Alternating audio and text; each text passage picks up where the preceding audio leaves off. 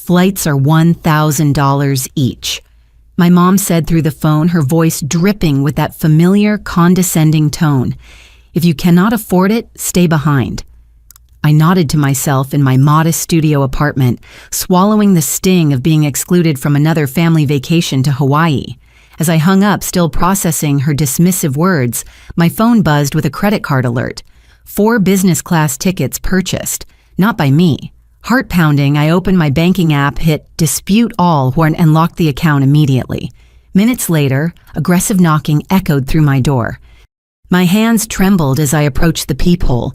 My father Gerald stood in the hallway, his face flushed crimson with fury, his fist raised to pound again. The veins in his neck bulged like twisted ropes. "Armida, open this door right now." His voice carried enough volume to wake the entire floor. "What did you do to the credit card?" I pressed my back against the door, my breathing shallow. "Dad, I'm not opening the door. We need to talk through this." "There's nothing to talk through. You unlock that account this instant." He kicked the door, making the frame rattle. "This is a family emergency." My phone rang. Shane, my younger brother. His voice panicked and breathless. "Armida, what's going on? Mom and Dad are stranded at the airport. The tickets got declined or something." "Shane, where are you right now?" "I'm here with them. Everyone's looking at us. Mom's crying in the terminal." His voice cracked. "The gate agent says our tickets were purchased with a disputed card. They won't let us board." My stomach dropped to my knees. "Shane, I never bought those tickets. Someone used my card without permission." "What, that's impossible. Dad said you agreed to pay for the family trip." Through the door, Gerald's voice boomed again. "Armida, you're embarrassing this family. Your mother is having a breakdown at LAX. I opened my laptop and logged into my credit card account through their website. My hands shook as I scrolled through months of statements. My breath caught in my throat. Charge after charge I had never made. Expensive dinners at steakhouses I had never visited. Golf club memberships. A luxury spa day for $250. Shane's college tuition payment of $4,300. "Dad," I called through the door, my voice steadier now. "How long have you been using my credit card?" Silence. Then quieter. "I don't know what you're talking about." The spa visit on March 15th. The country club membership fee. Shane's tuition payment last month. I read the charges aloud, my voice growing stronger with each item. "Were you planning to tell me or just keep stealing until my credit was destroyed?" "Now you listen here, young lady." His tone shifted, becoming more menacing. "I am your father.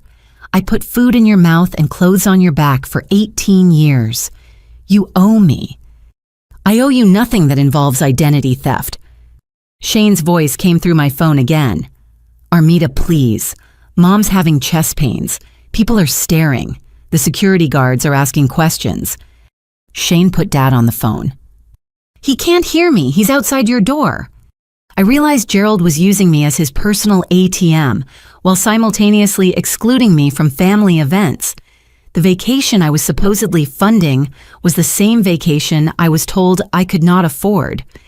"Dad, I'm calling the police if you don't leave my building right now." "You wouldn't dare call the police on your own father." I dialed 911 and put the call on speaker. "I need to report someone harassing me at my apartment complex." His footsteps retreated quickly. I heard the elevator doors close. Through my phone, Shane's voice became desperate. "Armida, they're saying we need to purchase new tickets or leave the airport. Mom's talking about calling the police on you." "For what?" "She says you stole money from Dad's business account." My blood turned to ice water. "Shane, I have never taken money from anyone. Dad has been using my credit card without my knowledge or permission. That's called fraud." "But the family business..." "What about the family business?" "You're listed as a partner, right? Dad said you have access to business funds." I had never signed any business documents. I had never been to Gerald's landscaping company office. I had never even seen a business license with my name on it. "Shane, I need you to listen very carefully. I am not a business partner. I have never authorized anyone to use my credit cards. What Dad did is illegal. The line went quiet except for airport announcement background noise. Shane. I'm here. This is really messed up, Armida. I know. Are you safe right now? Yeah. Dad went to make some phone calls. Mom's in the bathroom. Good. I need you to stay away from them until I figure this out. Can you get home by yourself? I think so. I have my debit card. After Shane hung up, I sat on my apartment floor staring at months of fraudulent charges. The pattern was clear. Gerald had been systematically using my financial information while keeping me financially isolated from family activities. He wanted my money, but not my presence. My phone buzzed with a text from an unknown number. You just destroyed your family. I hope you're happy. The number belonged to my mother. I spent the next morning researching online, searching for any business records containing my name.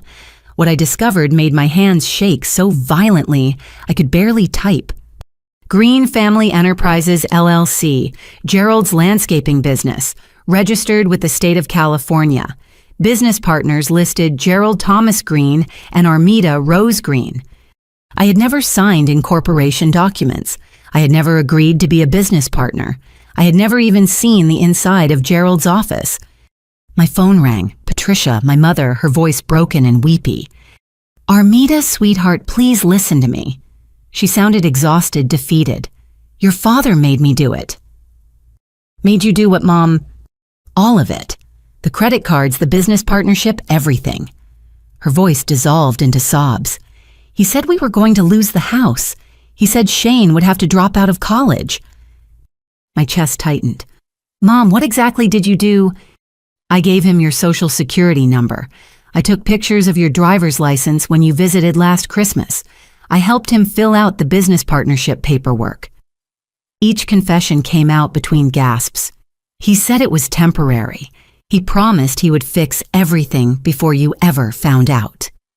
I closed my eyes, feeling the betrayal settle into my bones like a cold, heavy stone.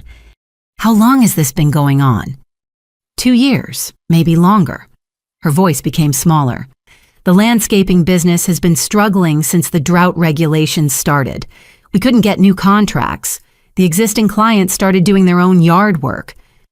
So you decided to ruin my credit instead of telling me the truth. We didn't want to burden you with our problems. You were just getting started with your career. I pulled up my credit report on my laptop. Multiple accounts I had never opened. A business loan for $37,000. 2 additional credit cards with maxed out balances. A home equity line of credit. Mom, there's a business loan on my credit report for $37,000. Silence. Mom, your father needed equipment. The old mowers were breaking down constantly. He said if the business started making money again, we could pay it all back. And the home equity line of credit, we refinanced the house 6 months ago. The mortgage payment was getting too high. Using my name and credit. Your father said your credit score was better than ours. I felt like I was drowning in quicksand. Every answer revealed deeper levels of betrayal. Mom, I could go to prison for fraud if anyone discovers my name on these business documents without my knowledge. No, no, no. It's not fraud if you're family. Her voice became desperate. Families help each other. This is what family does. Family doesn't commit identity theft. Don't call it that. Your father loves you. We both love you. We were trying to protect you from our financial stress. By destroying my financial future, we were going to fix it. Gerald promised me he would fix everything. Her voice became pleading. Armida, you have to help us now. If you press charges, your father will go to prison. Shane will lose his college funding. I'll lose the house. You should have thought about those consequences before you forged my signature on legal documents. Please, baby, please don't destroy our family over money. I didn't destroy anything, Mom. You and Dad destroyed it when you chose to steal from me instead of asking for help. We couldn't ask for help. You would have said no. You're right. I would have said no to co-signing a $37,000 business loan. I would have said no to a home equity line of credit. I would have said no to becoming a business partner in a failing company. My voice grew stronger. But I might have said yes to helping you find a financial counselor. I might have said yes to helping Shane apply for legitimate student loans. I might have said yes to family therapy. It's too late now. You're right, Mom, it is too late. After I hung up, I pulled up the business loan documents online. My signature was forged but skillfully. Someone had practiced copying my handwriting. The notarization was fake. The notary's commission had expired 2 years before the document was signed. Gerald had planned this systematically. This was not desperation or poor judgment. This was calculated financial fraud. My phone buzzed with a text from Shane. "Can we talk? I'm scared." Shane arrived at my apartment that evening wearing a $200 hoodie I had never seen before and designer sneakers that cost more than my monthly grocery budget. His hair was professionally styled and he smelled like expensive cologne. "Armida, I'm so sorry."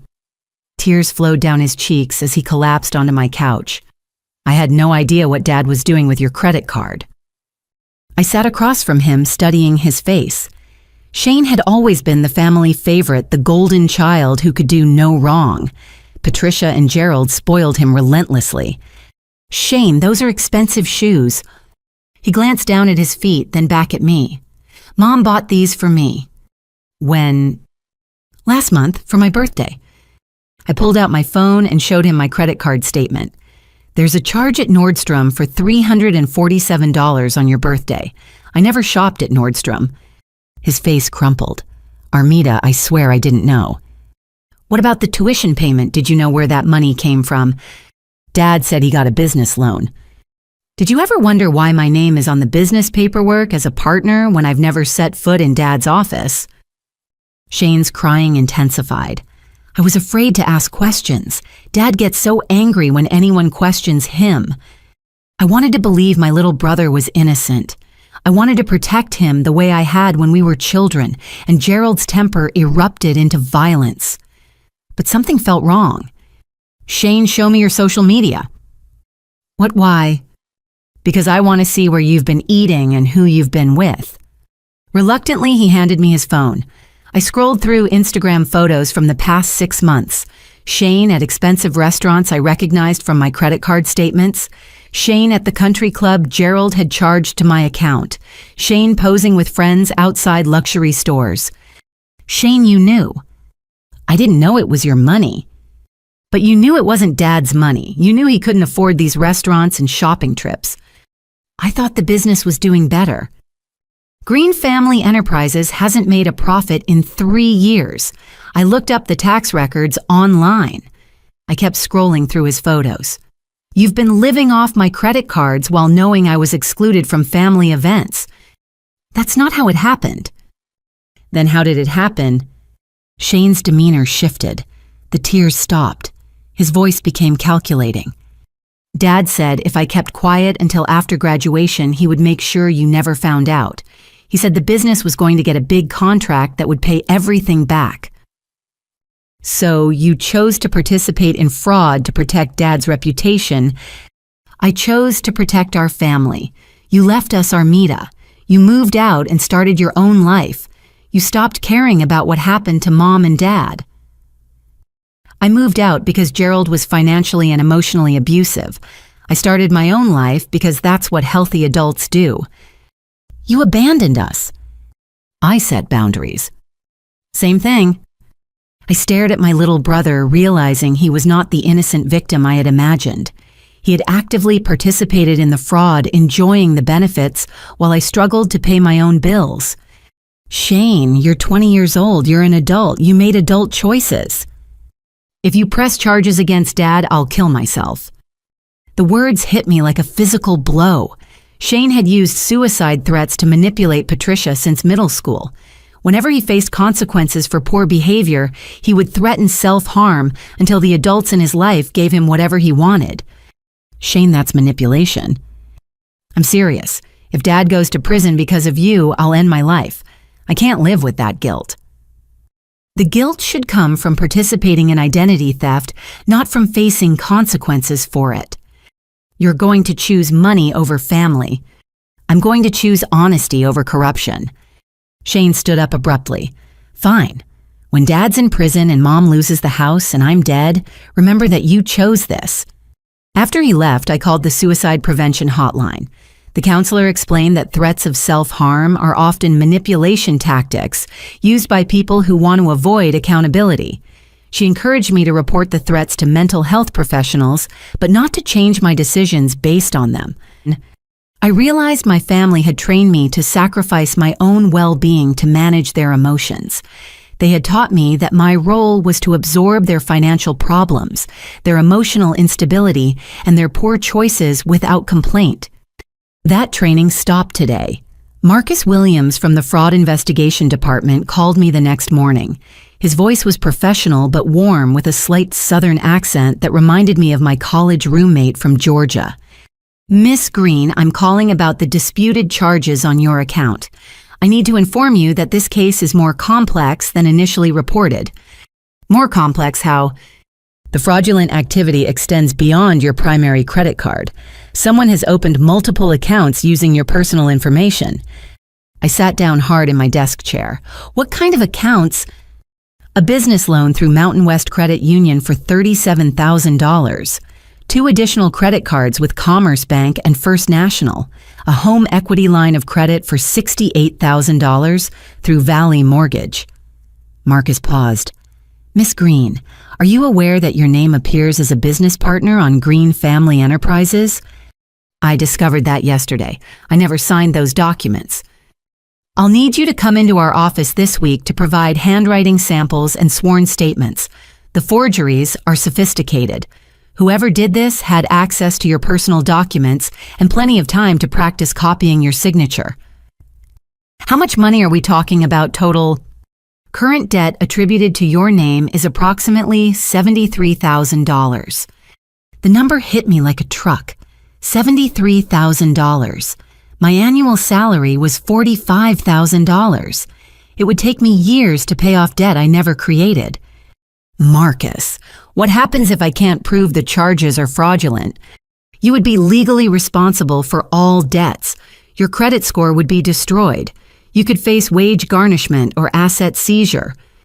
And if I can prove they're fraudulent, the accounts would be closed and removed from your credit report. However, we would need to pursue criminal charges against the perpetrator." "What kind of charges?" "Identity theft is a felony in California.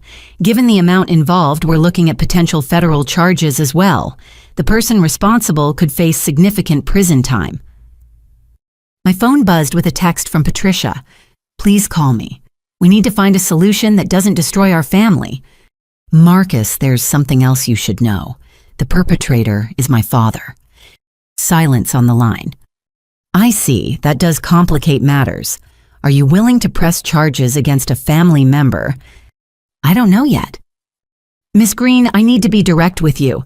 Family fraud cases are among the most difficult to prosecute because victims often refuse to cooperate. If you're not willing to pursue criminal charges, the financial institutions will likely hold you responsible for the debt."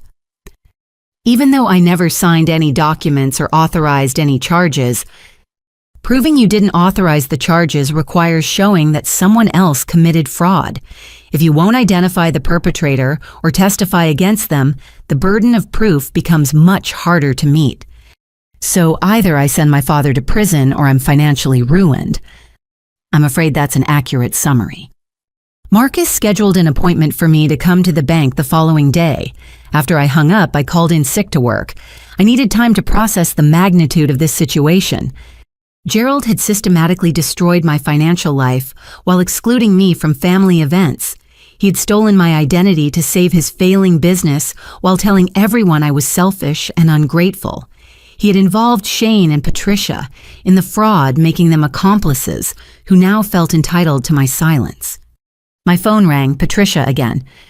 "Armida, I've been thinking all night. There has to be another way to handle this."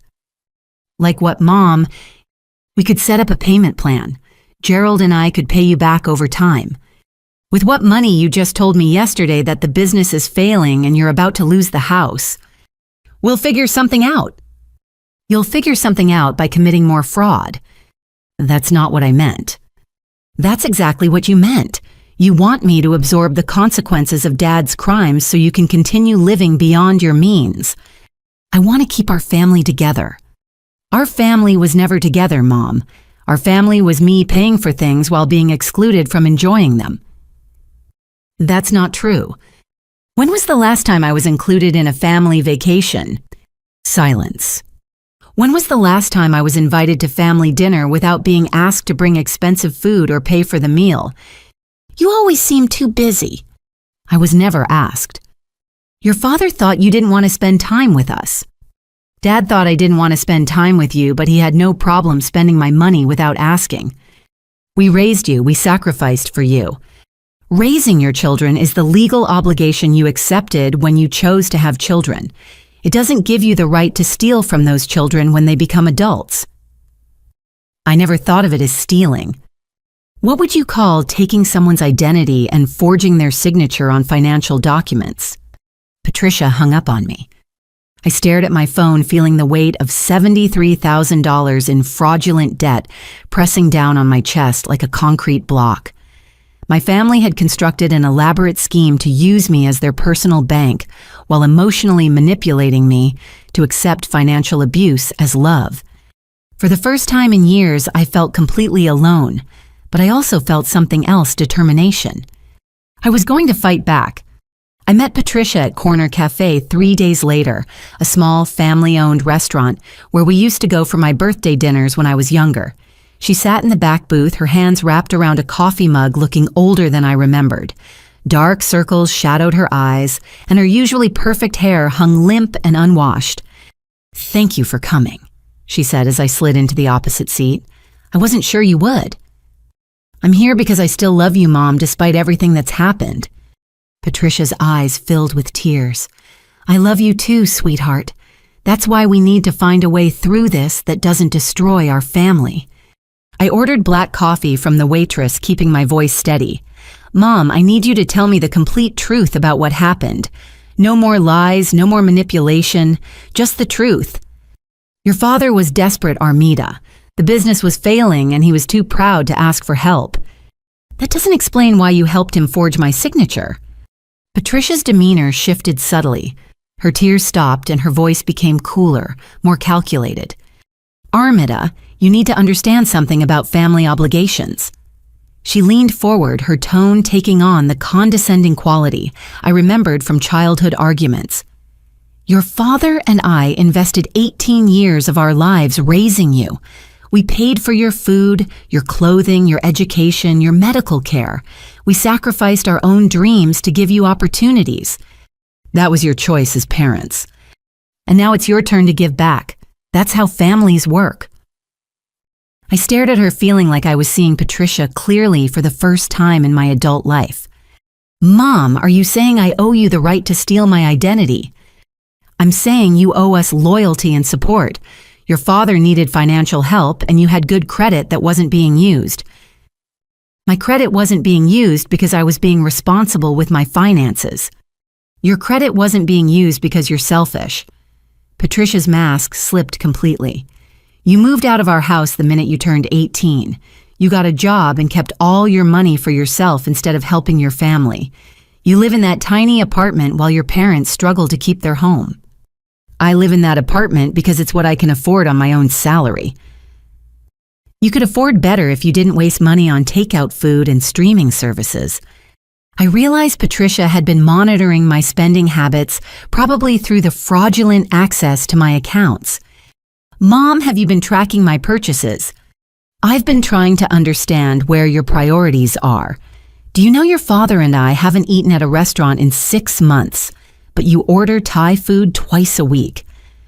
You've been eating at restaurants. I have the credit card charges to prove it."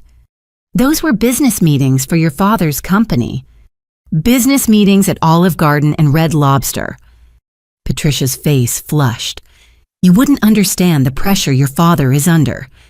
"Help me understand. Explain to me how you justified photographing my driver's license and social security card." "We needed those documents to add you as a business partner.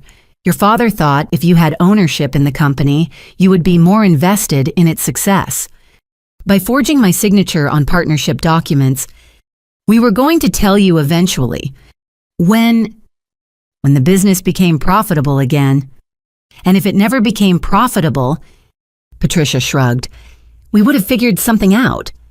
The casual dismissal of my financial security hit me like a slap across the face. Mom, do you understand that identity theft is a felony? It's not identity theft if it's family. Families share resources. Families share resources with consent.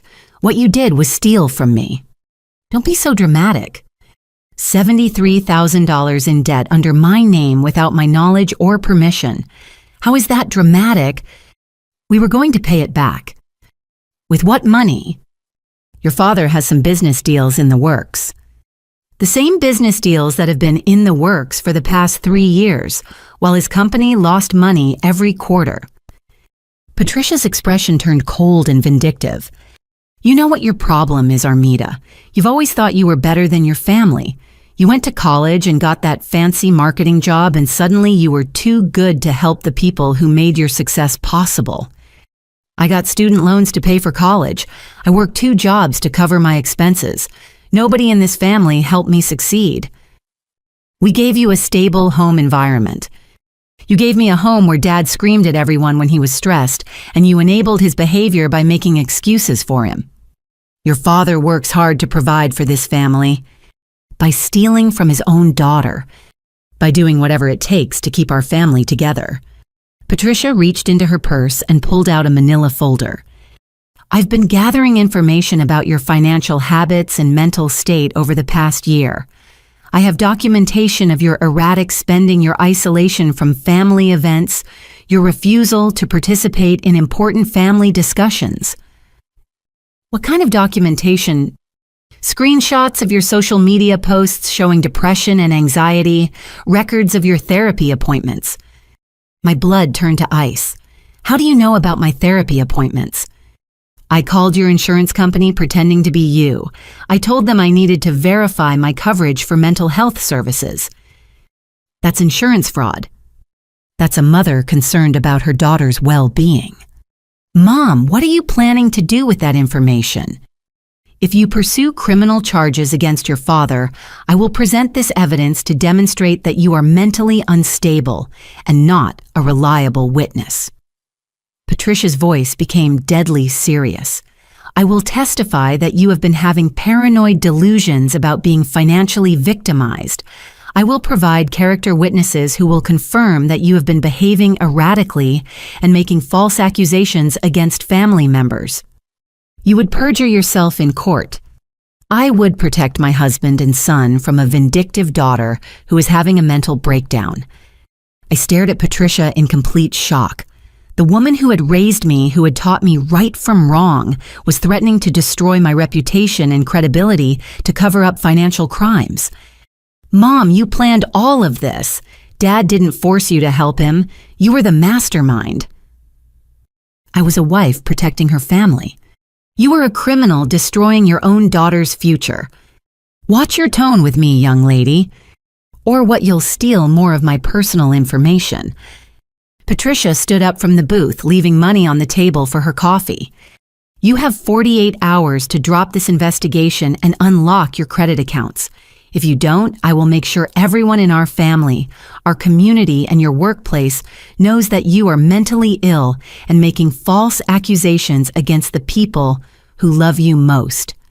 After she left, I sat in the cafe for another hour processing the magnitude of what had just happened.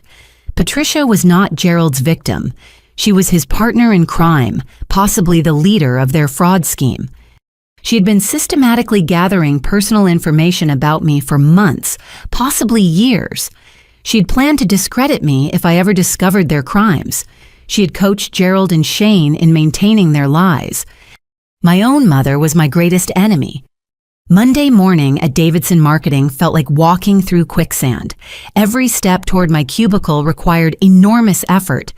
My supervisor, Rachel, intercepted me before I reached my desk. Armida, I need to see you in my office immediately. Rachel's office smelled like vanilla candles and stress sweat. She closed the door behind us and gestured for me to sit in the uncomfortable chair across from her desk. We need to discuss some irregularities that came up during your annual security clearance review. My stomach dropped.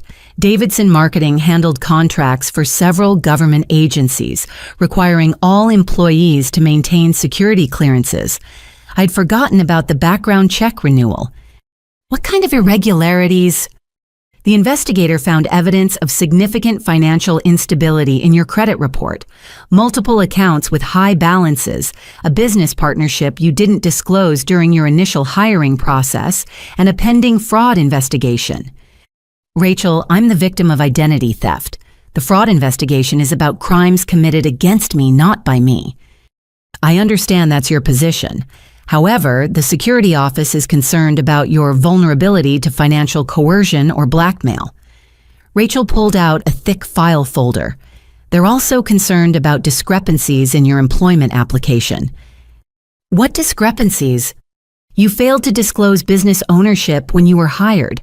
Green Family Enterprises lists you as a partner, but you indicated on your application that you had no business affiliations. Because I don't have business affiliations. Someone forged my signature on those partnership documents. Can you prove that? The bank is investigating the forgeries now. How long will that investigation take? I don't know, several weeks, maybe months. Rachel leaned back in her chair, her expression sympathetic but firm. Armida, I'm going to be direct with you. The Morrison account is worth $2.8 million to our agency. The client requires all team members to have active security clearances. If your clearance is suspended, I'll have to remove you from the project.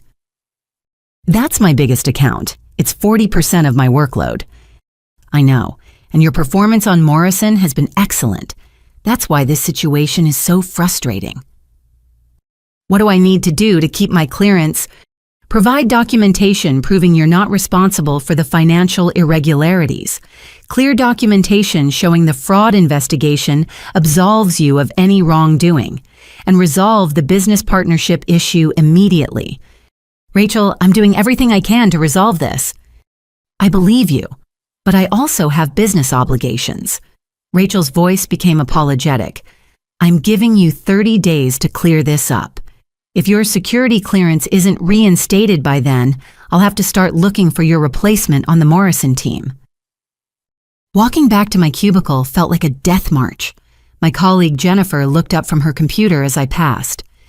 Rough meeting with Rachel. Just some administrative stuff. About the financial thing. I stopped walking. What financial thing? Oh, Jennifer's face reddened. I thought you knew people were talking. What are people saying? That you're having money problems. Someone mentioned seeing you arguing with debt collectors or something. Where did you hear that? I don't remember exactly. It's probably just office gossip. But I knew it was not just office gossip. Patricia had threatened to spread lies about my mental health and financial stability. She was already following through on that threat. My phone buzzed with a text from an unknown number. Your coworkers are asking questions about your reliability. Wondered if you'd like to explain why you're accusing your family of crimes. I showed the message to Jennifer. Do you recognize this number? No, why? Someone is harassing me about the fraud case. Armida, what fraud case? I realized I had never told anyone at work about the identity theft. My colleagues were hearing rumors without context, probably from Patricia's campaign to discredit me. My parents stole my identity and racked up $73,000 in debt under my name. I'm working with the bank to resolve it. Jennifer's eyes widened. That's terrible. Are you okay? I'm handling it. Is that why your security clearance is being reviewed? Word traveled fast in our small office. By lunchtime, I overheard whispered conversations about my family drama and financial irresponsibility. Someone mentioned that employees with money problems sometimes resort to selling classified information. Rachel called me back into her office at 3 o'clock. Armida, I've received some concerning phone calls today. What kind of phone calls? A woman claiming to be your mother called to express concern about your mental health. She suggested that you've been making false accusations against family members and that we should be aware of your emotional instability. Rachel, that woman, is one of the people who committed fraud against me. She also mentioned that you've been in therapy for depression and anxiety, which you didn't disclose during your hiring process. Mental health treatment isn't something I'm required to disclose unless it affects my job performance. She's concerned it is affecting your job performance. She mentioned that you've been paranoid and delusional. She's lying to protect herself from criminal charges. I want to believe you, Armida, but I'm getting pressure from multiple directions. The security office is asking questions. Your mother sounds genuinely worried about your well-being, and your work quality has declined over the past few weeks. Because I'm dealing with a family crisis. I understand, but I need to ask, are you currently taking any medications that might affect your judgment or decision-making? I take prescription medication for anxiety, which is well managed and doesn't interfere with my work. Have you been having thoughts of harming yourself or others? Rachel, these questions are inappropriate and probably illegal. I'm asking because I care about you as an employee and as a person. The answers are no and no. I am not a danger to myself or others. I am not mentally unstable. I am the victim of financial crimes committed by people who are now trying to discredit me to avoid prosecution. Then you should have no problem providing documentation from your therapist confirming your mental stability. That's confidential medical information. It's also the only way I can reassure the security office that you're reliable. I stared at Rachel, realizing that Patricia's plan was working perfectly. She had planted seeds of doubt about my mental health and credibility. Those seeds were growing into concrete consequences that threatened my employment. I'll provide whatever documentation is legally required, I said finally. Good. And Armida, I strongly encourage you to resolve this family situation quickly and quietly. These kinds of personal problems can follow you throughout your career if they're not handled properly. Walking to my car that evening, I felt like my entire life was crumbling. Patricia had weaponized my mental health history against me. She was spreading lies to my colleagues. She was using my family relationships to isolate me professionally and personally. For the first time since this nightmare began, I considered giving up. Maybe it would be easier to accept financial responsibility for Gerald's crimes than to fight a battle that was destroying my career and reputation. Then I remembered the look in Patricia's eyes when she threatened me. Cold, calculating, predatory. If I gave up now, she would know that threats and manipulation worked. She would continue using those tactics against me and probably against other people. I was not going to let that happen.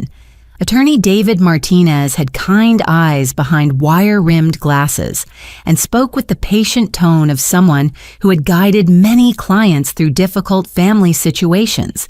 His office walls displayed law degrees from Stanford and UCLA, along with photographs of him volunteering at legal aid clinics. Ms. Green, I've reviewed the documentation you provided. This is one of the most comprehensive family fraud cases I've encountered. Is that good or bad for me? It's good in terms of evidence. Your case is very strong. However, it's complicated by the family relationships involved. David pulled out a legal pad covered with handwritten notes. Let me explain your options and their likely consequences. I'm listening.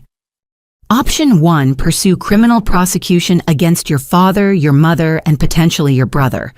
The evidence supports felony charges for identity theft, fraud, and forgery. Given the amount involved, they could face significant prison time. How significant? Your father could receive 5 to 10 years in federal prison. Your mother could receive 3 to 7 years. Your brother might receive probation and community service as a first-time offender, depending on the prosecutor's discretion. The numbers hit me like physical blows. 5 to 10 years. My father would be in his 70s when he got out of prison. What's option 2? Pursue civil recovery without criminal prosecution. Sue them in civil court for the $73,000 plus damages and legal fees. This would clear the debt from your credit report, but would not result in prison time. Which option do you recommend? That depends on your goals. Do you want justice or do you want to preserve family relationships? I want to stop them from doing this to other people. Then criminal prosecution is your only real option. Civil court sends a financial message. Criminal court sends a societal message. David opened another file folder. However, I need to make you aware of several challenges specific to family fraud cases. First, prosecutors sometimes hesitate to pursue these cases because juries can be sympathetic to defendants who claim they were helping family or didn't mean any harm. Even when they stole $73,000. Even then, second-year family members will likely hire attorneys who will argue that you consented to all charges and are now having buyer's remorse about family financial arrangements. But I never consented to anything. I believe you. But proving that in court requires us to demonstrate that the signatures are forged, that you never received any benefit from the stolen funds, and that your family members acted with criminal intent rather than misguided family loyalty. Don't the forged signatures prove criminal intent? They help, but your family's attorney will argue that your parents believed they had your permission to handle financial matters. They'll claim this was a family misunderstanding that got out of hand. What about my mother threatening to claim I'm mentally unstable? That actually strengthens your case. Threatening to provide false testimony is obstruction of justice, which is a separate felony. David leaned forward, his expression serious. Miss Green, I need to ask you some difficult questions about your readiness for this process. Okay. Are you prepared to testify against your parents in open court? The question made my chest tighten. I think so. Are you prepared for your family members to testify against you to claim you're lying mentally unstable or vindictive? I don't have a choice. Are you prepared for extended family members to choose sides, for some people to believe your parents' version of events rather than yours? That's already happening. Are you prepared for this process to take 6 months to 2 years to resolve, for your family relationships to be permanently damaged, for potential media attention if the case goes to trial? Media attention. Large-scale family fraud cases sometimes attract local news coverage. Your name and your family's names could be in newspaper articles and online reports. I felt overwhelmed by the scope of consequences I had not considered. David, what happens if I choose not to prosecute? You remain financially responsible for all fraudulent debt. Your credit score is destroyed. Your parents face no consequences and might continue committing fraud against you or other victims. Your security clearance problems continue, potentially ending your career. And if I do prosecute, the debt is removed from your credit report. Your family members face appropriate consequences for their crimes. You send a message that financial abuse is not acceptable, but your family relationships are probably destroyed forever. It sounds like I lose either way. You lose different things in different ways. The question is what kind of loss you can live with. David handed me a business card for a therapist who specialized in helping crime victims navigate family relationships. I recommend talking to Dr. Sarah Chen before making your final decision. She can help you process the emotional aspects of this situation. How much will prosecution cost me? If the prosecutor's office handles the criminal case, there's no cost to you. If you also pursue civil recovery, my fees would be approximately $15,000, but we could potentially recover those costs from your family's assets. What assets? Their house, their cars, business equipment, personal property. If they're convicted of felony fraud, the court can order restitution and asset forfeiture. They could lose their house. Yes. I imagined Patricia, homeless Gerald in prison, Shane's college education interrupted by family scandal. Then I imagined myself working 3 jobs to pay off debt I never created, while they face no consequences for destroying my financial future. David, I need time to think about this. Of course, but don't take too long. Statutes of limitations apply to some of these charges. The sooner we act, the stronger our case becomes. Walking to my car, I felt the weight of an impossible decision. Prosecuting my family meant potentially destroying their lives. Not prosecuting them meant they destroyed mine instead. For the first time in my adult life, I understood what true justice meant. It was not about revenge or punishment. It was about consequences and accountability. It was about choosing between enabling abuse and stopping abuse. My Aunt Carol called that evening, her voice sharp with accusation and disbelief. "Armida Rose Green, what in God's name do you think you're doing to your parents?" I had been expecting this call. Carol was Patricia's older sister, the self-appointed family matriarch who believed family loyalty trumped all other considerations. "Aunt Carol, what did Mom tell you?" "She told me you've lost your mind and are trying to send your father to prison over some misunderstanding about credit cards." "It's not a misunderstanding. Dad and Mom stole my identity and accumulated $73,000 in debt under my name." "That's impossible. Gerald would never steal from his own daughter." "I have bank statements and forged documents proving otherwise." "You have paperwork that you're misinterpreting because you're having some kind of mental breakdown." The accusation stung, but I kept my voice steady. "Aunt Carol, did Mom tell you that she threatened to lie about my mental health if I pursue criminal charges?" "Patricia told me she's concerned about your well-being. She said you've been acting paranoid and making wild accusations against people who love you. She's lying to protect herself from prosecution." "Listen to yourself, Armida. You sound like a crazy person. Your parents devoted their lives to raising you and your brother. The idea that they would commit crimes against you is absolutely ridiculous." "Why is it ridiculous?" "Because they're your parents. Parents don't steal from their own children." "Actually, family fraud is more common than stranger fraud because family members have access to personal information." "Stop talking like a lawyer and start thinking like a daughter." "I am thinking like a daughter. I'm thinking about how my parents betrayed my trust and destroyed my financial security." Carol's voice became more aggressive. "Your parents are good people going through a tough time.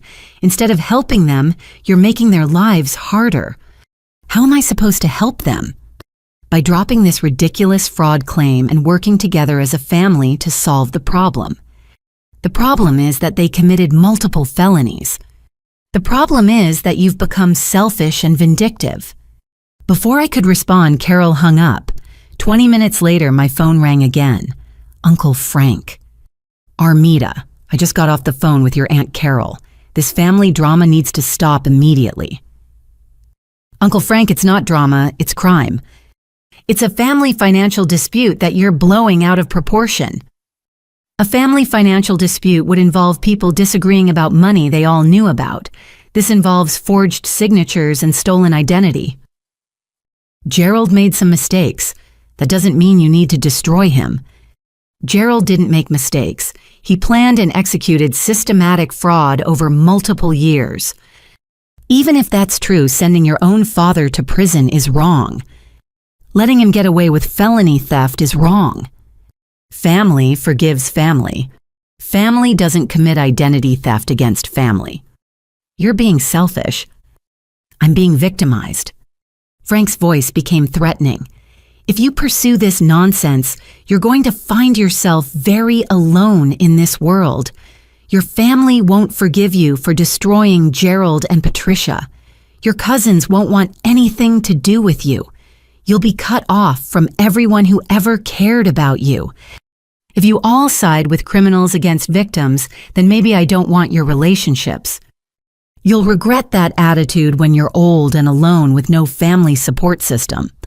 After Frank hung up, I realized Patricia had been busy spreading her version of events to every family member who would listen. She was mobilizing collective pressure to force me into silence. My phone buzzed with text messages throughout the evening. "Cousin Beth, your parents are devastated. How could you do this to them?" "Cousin Mark, whatever happened, family should stick together. Work it out privately." "Aunt Susan, Patricia is having chest pains from stress. Do you want to give your mother a heart attack?" "Uncle Robert, Gerald has always been good to you. Show some gratitude." My grandmother Rose called at 9 o'clock, her voice weak and disappointed. "Armida, dear, I'm very concerned about what's happening with your parents." "Grandma, what did they tell you?" Patricia called crying, saying you're accusing them of stealing from you. She's very worried about your mental health. Grandma, they did steal from me. I have proof. Sweetheart families sometimes share money in ways that younger people don't understand. When I was your age, my parents handled my finances until I got married. This is different. They forged my signature on legal documents. Are you sure you didn't sign some papers and then forget about them? Grandma, I would remember signing partnership documents for Dad's business. Patricia said you've been under a lot of stress at work. Sometimes stress can affect our memory. My memory is fine. Rose's voice became sad and pleading. Armida, I'm 87 years old. I don't have many years left with this family. Please don't spend what time I have left fighting with your parents over money. Grandma, it's not about money. It's about trust and honesty. It's about family, and family is more important than money. Even when family steals from family, especially then, that's when family needs to forgive and move forward.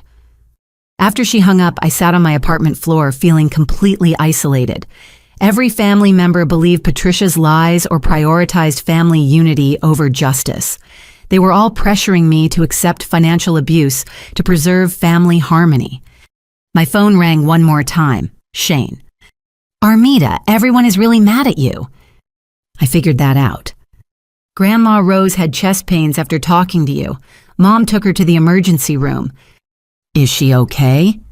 She's fine now, but Mom says the stress of this situation could kill her. Mom is using Grandma's health to manipulate me. Or maybe you're really causing serious stress for an elderly woman. Shane, whose side are you on?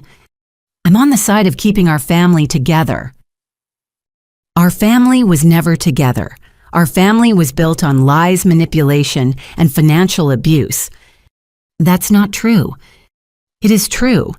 Dad stole from me while excluding me from family events. Mom threatened to lie about my mental health to cover up their crimes. You participated in fraud and then threatened suicide when I discovered it. We're still family. No, Shane. We're people who share DNA. Family requires love, trust, and respect. We've never had any of those things. If you send Dad to prison and Mom to prison and destroy Grandma's health, you'll have nothing left. I'll have my integrity. I'll have my self-respect. I'll have a future that's not built on enabling abuse. You'll be alone. I'm already alone. I've been alone for years while thinking I had family support that was never actually there. Shane's voice became quiet. Armida, is there anything I can do to change your mind? You can tell the truth about what you knew and when you knew it. You can stop manipulating me with suicide threats. You can acknowledge that what our parents did was wrong. I can't do that. Then we have nothing more to talk about. After Shane hung up, I turned off my phone and sat in silence. My entire extended family had chosen to support criminals rather than victims. They had chosen comfortable lies over difficult truths. But I had made my choice too. I was choosing justice over family loyalty. I was choosing my own well-being over their comfort. It was the hardest decision I had ever made. It was also the right decision. Marcus Williams called me the next morning with news that changed everything. Miss Green, the investigation has expanded significantly. Your father's fraudulent activities extend beyond your case. What do you mean? We've identified 3 additional victims of identity theft perpetrated by Gerald Green.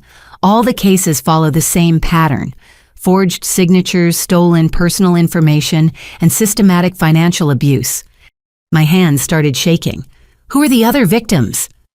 Elderly neighbor Mrs. Eleanor Thompson, business partner Luis Gonzalez, and your mother's sister Diane Foster. Aunt Diane, but she's on Dad's side in all this. Mrs. Foster may not be aware of the full extent of the fraud yet. Our investigation shows that Gerald opened credit cards and took out a personal loan using her information. The total theft from her accounts is approximately $22,000. And Mrs. Thompson lost her retirement savings, $48,000 from a certificate of deposit that was cashed out using forged documentation. She thought the bank made an error and has been fighting to recover the funds for 8 months. What about Luis? Mr. Gonzalez is Gerald's business partner in Green Family Enterprises. Gerald has been systematically stealing from business accounts and attributing the missing funds to poor bookkeeping. Mr. Gonzalez discovered the theft during a routine audit last month. I felt sick to my stomach. Gerald was not a desperate father making poor decisions. He was a serial criminal, targeting vulnerable people. Marcus, why didn't these other cases come to light before now? Mrs. Thompson is 82 years old.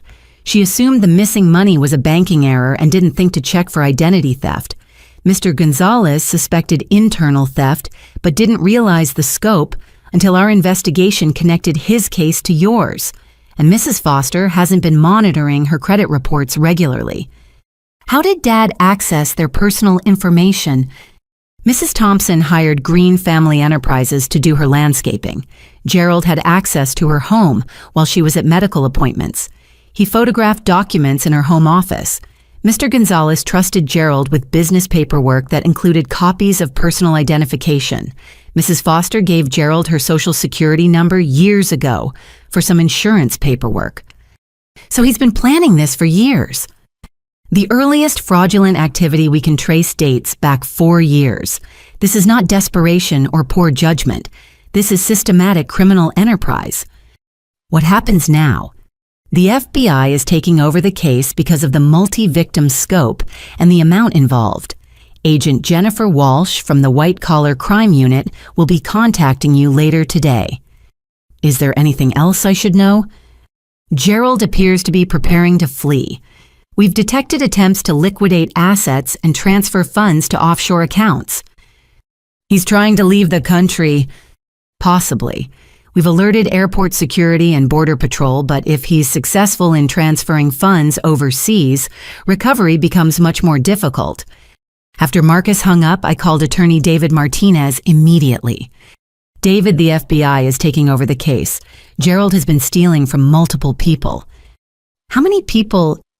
At least 4 victims that we know of. Total theft is probably close to $150,000. Miss Green, this changes everything. Your family was not struggling financially. Gerald was running a sophisticated fraud operation. What does that mean for prosecution? It means Gerald faces federal charges with mandatory minimum sentences. There's no possibility of family court mediation or reduced charges. He's looking at potential decades in prison. What about Mom and Shane? If your mother was aware of the other victims, she could face conspiracy charges. If Shane was only involved in your case, he might still receive probation. I need to talk to the other victims. I think that's wise. You'll probably find that your family's manipulation tactics were used against them as well. David connected me with Mrs. Thompson's attorney.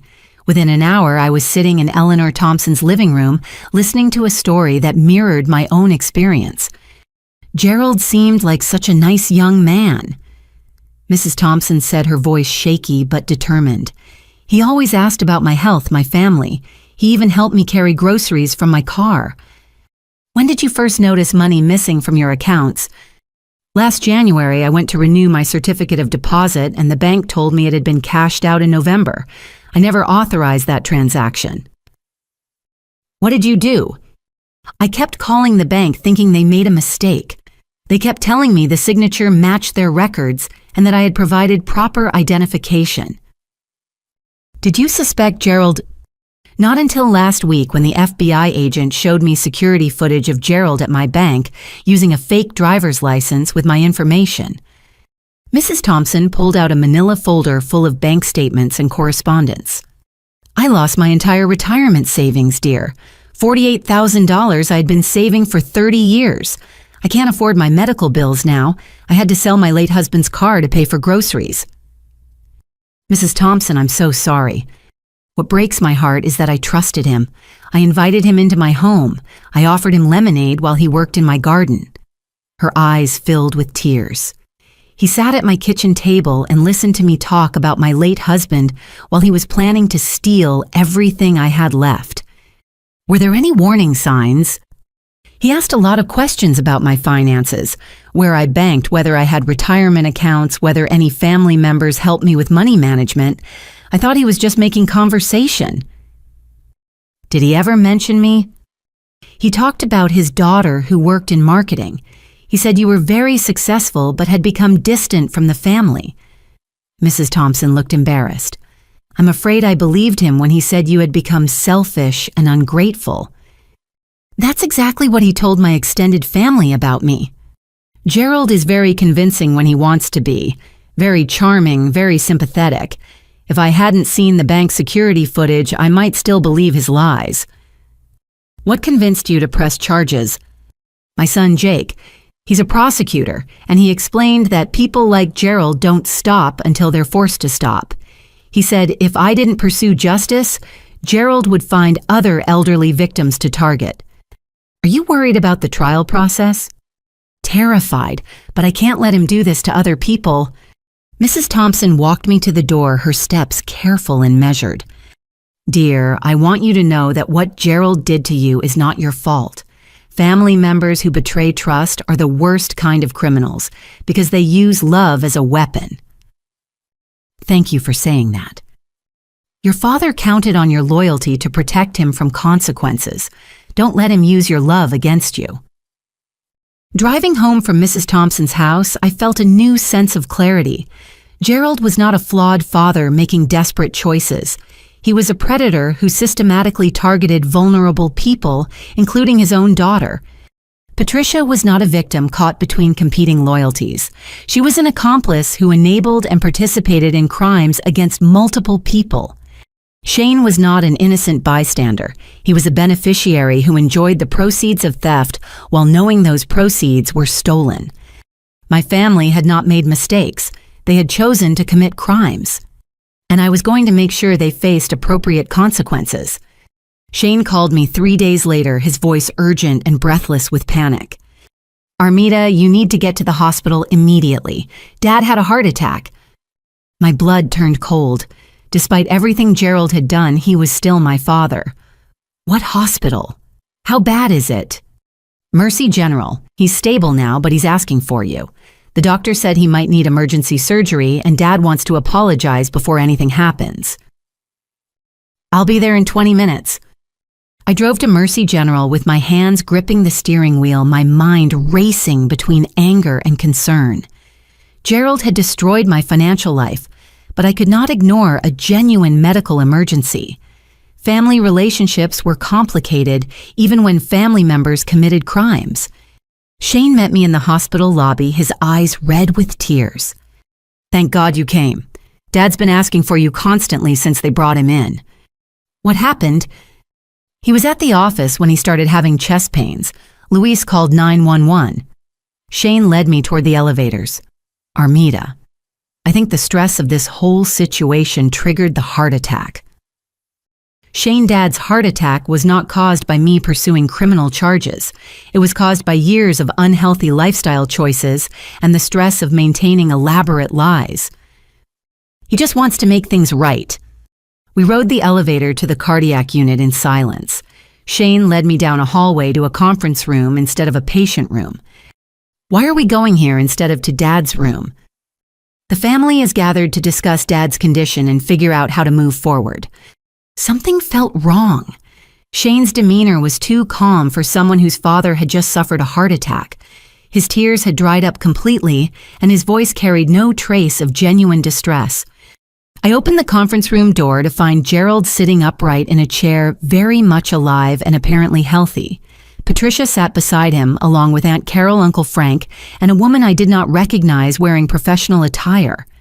Surprise, Gerald said with a smug smile. No heart attack, but we do need to talk. I turned to leave immediately, but Shane blocked the doorway. Armida, please just listen. This is Dr. Amanda Foster. She's a family counselor who specializes in helping families resolve financial disputes. Dr. Foster stood up, extending her hand toward me. Miss Green, your family has asked me to mediate a discussion about the misunderstandings that have developed around some financial arrangements. There are no misunderstandings. There are crimes. Please sit down. Let's talk through this calmly and rationally. I'm leaving. Shane stepped aside, but Gerald's voice stopped me. If you walk out that door, I'll make sure every person in your professional and personal life knows you're having a complete mental breakdown. I turned around slowly. You're threatening me in front of a witness. I'm offering you a chance to get the help you clearly need. Dr. Foster looked uncomfortable. Mr. Green, that's not how I describe this intervention process to you. Gerald ignored her. Armida, sit down so Dr. Foster can explain how mental illness can cause people to misinterpret family financial arrangements. Dr. Foster, did my family tell you they hired you under false pretenses? I was told you were having difficulty processing some family financial decisions and that you had been making accusations that concerned your relatives. They told you I was mentally ill. They expressed concern about your emotional well-being. I pulled out my phone and showed Dr. Foster the bank fraud documentation Marcus Williams had provided. These are federal criminal charges for identity theft, forgery, and fraud. This is not a family financial misunderstanding. Dr. Foster studied the documents, her expression changing from neutral professionalism to obvious concern. Mr. Green, these appear to be serious criminal allegations. They're delusions caused by work stress and depression, Patricia interjected. Armida has been in therapy for mental health issues. Mrs. Green, therapy for depression does not cause people to hallucinate FBI investigations. Gerald's mask slipped. Listen, lady, we're paying you to help our daughter accept reality, not to validate her paranoid fantasies. Sir, I was not hired to declare anyone mentally incompetent. I was hired to facilitate family communication. Then facilitate her understanding that she owes this family loyalty and support. Dr. Foster closed her notepad and stood up. I'm ending this session immediately. Mr. and Mrs. Green, you misrepresented the nature of this situation to me. Miss Green, these financial documents appear legitimate, and I recommend you continue pursuing appropriate legal remedies. You can't leave, Aunt Carol protested. We paid you for a full session. You paid me under false pretenses. I don't participate in manipulating therapy practices to gaslight crime victims. After Dr. Foster left, Gerald's friendly demeanor disappeared completely. You think you're so smart, don't you? Bringing in FBI agents, hiring lawyers, making us look like criminals? You are criminals. We're your family. We gave you life. You destroyed my financial life. And now I'm going to destroy your reputation. Gerald pulled out his phone. I have contacts at your workplace, at your bank, in your apartment complex. By tomorrow, everyone will know you're mentally unstable and making false accusations against people who love you. Go ahead. The FBI will add harassment and obstruction of justice to your charges. The FBI won't believe a word you say once I'm done spreading the truth about your mental health history. Patricia joined in. We have documentation of your therapy sessions, your prescription medications, your social media posts about depression and anxiety. Documentation you obtained through insurance fraud. Documentation that proves you're not a reliable witness. Shane stepped closer to me, his voice pleading. Armida, just admit you misunderstood some financial arrangements. Admit Dad had your permission to use your credit cards. This whole thing can disappear. I won't lie to cover up crimes. Then you'll lose everything, Gerald said. Your job, your reputation, your family, your future. Is that really worth some money? It's worth my integrity. Your integrity won't pay your bills when you're unemployed and blacklisted. I looked around the room at these people who shared my DNA, but had no concept of honesty, accountability, or genuine love. They were willing to destroy my mental health, my career, and my future to avoid consequences for their criminal choices. You're right about one thing, Gerald. This will determine who loses everything, but it won't be me. I walked out of the conference room, ignoring Shane's attempts to follow me. In the hospital parking lot, I called FBI agent Jennifer Walsh and reported the attempted intimidation. Miss Green, we've been expecting this kind of escalation. Your family members are realizing they face serious federal charges, and desperate people often resort to desperate tactics. Can you do anything to stop the harassment? We're already monitoring their communications and financial activities. Any attempts to intimidate witnesses or obstruct justice will result in additional charges. What should I do if they continue threatening me? Document everything and report it immediately. Keep copies of all communications. And Miss Green, don't let them scare you into dropping this case. What they did was wrong, and they need to face appropriate consequences. Driving home, I felt a strange sense of relief. The intervention attempt had shown me that my family was willing to use any manipulation tactic to avoid accountability. They had crossed every ethical line to protect themselves while trying to destroy me. But they had also revealed their desperation. They were scared. They knew they were guilty, and they knew their lies were falling apart. For the first time since this nightmare began, I felt like I was winning. FBI agent Jennifer Walsh arranged a meeting between me and the other fraud victims at the federal building downtown. Walking into the government building felt surreal. 6 months ago, I was a quiet marketing professional who had never been inside a law enforcement facility. Now I was the key witness in a federal criminal investigation. Eleanor Thompson sat in the conference room with a man in his 40s who introduced himself as her son, Jake, a prosecutor with the district attorney's office.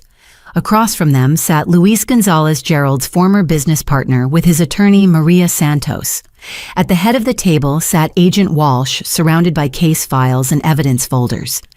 "Thank you all for coming," Agent Walsh began. "We're here to coordinate our investigation and ensure we have comprehensive evidence for prosecution." Jake Thompson spoke first. "Agent Walsh, my mother and I have been documenting Gerald's activities independently.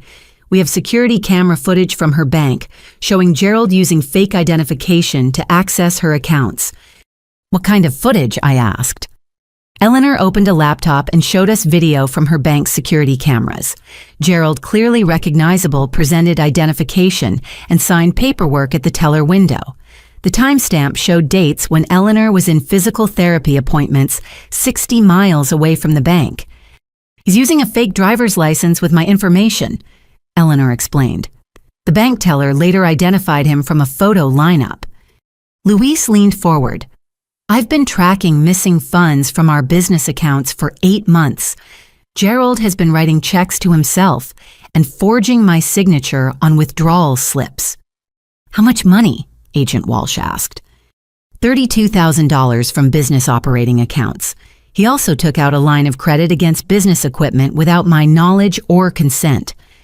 Maria Santos Luis's attorney pulled out financial records.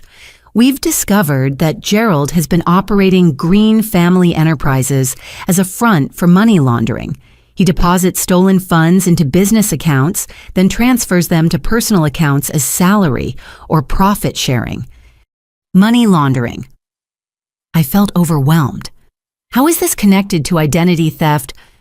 Gerald steals money through identity theft, then uses the business to make the stolen funds appear legitimate, Agent Walsh explained.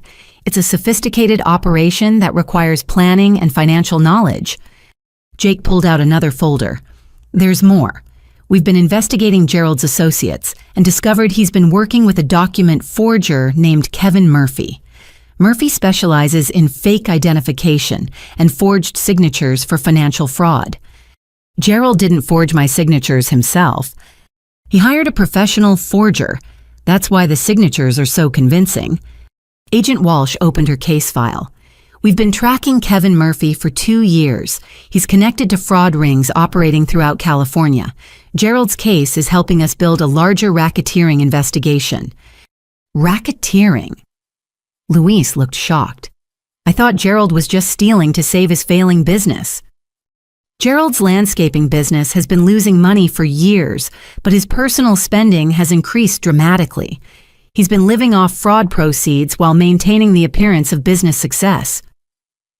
Eleanor pulled out bank statements.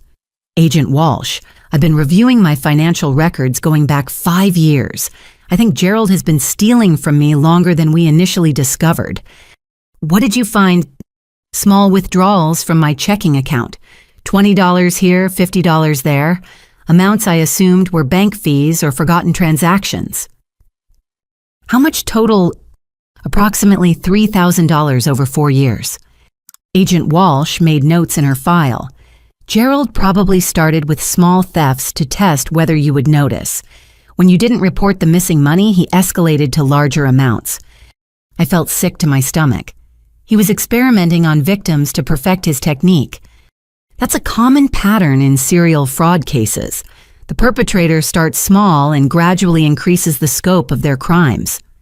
Luis shared his own timeline. Gerald became my business partner 3 years ago. The first year, everything seemed normal. The second year, I noticed some bookkeeping irregularities. This year, I realized thousands of dollars were missing. Did he give you explanations for the missing money? He blamed poor record-keeping, unexpected expenses, slow-paying customers. He always had reasonable explanations. Jake pulled out a legal pad covered with handwritten notes. I've been building a timeline of Gerald's activities. The pattern suggests he's been running this fraud operation for at least 5 years. 5 years? I was stunned. He probably started by stealing from elderly clients during landscaping jobs, small amounts that wouldn't be noticed immediately. Then he graduated to identity theft when he realized how much money he could steal without detection. Agent Walsh turned to me. Miss Green, your case is probably the most sophisticated because Gerald had long-term access to your personal information. He could forge documents more convincingly and cover his tracks more effectively. Why didn't he steal smaller amounts from me? Because you're family. He knew you would eventually discover large-scale theft, so he planned to blame family financial arrangements rather than outright theft. Maria Santos leaned forward. Agent Walsh, what are we looking at for prosecution? Gerald faces federal charges for wire fraud, mail fraud identity theft, money laundering, and racketeering. If convicted on all counts, he could receive 25 to 30 years in federal prison. What about Patricia and Shane? Patricia faces charges for conspiracy mail fraud and obstruction of justice. Shane faces charges for fraud and conspiracy, but as a first-time offender, he'll likely receive probation and restitution requirements. Eleanor looked concerned. What kind of trial are we looking at? Federal court probably 6 months to a year from now. Each of you will need to testify about your experiences and the impact of Gerald's crimes. Will our identities be public? Yes, federal court proceedings are public record. However, we can request that certain personal information be redacted from public documents. Luis asked the question we were all thinking. What are the chances Gerald will be convicted?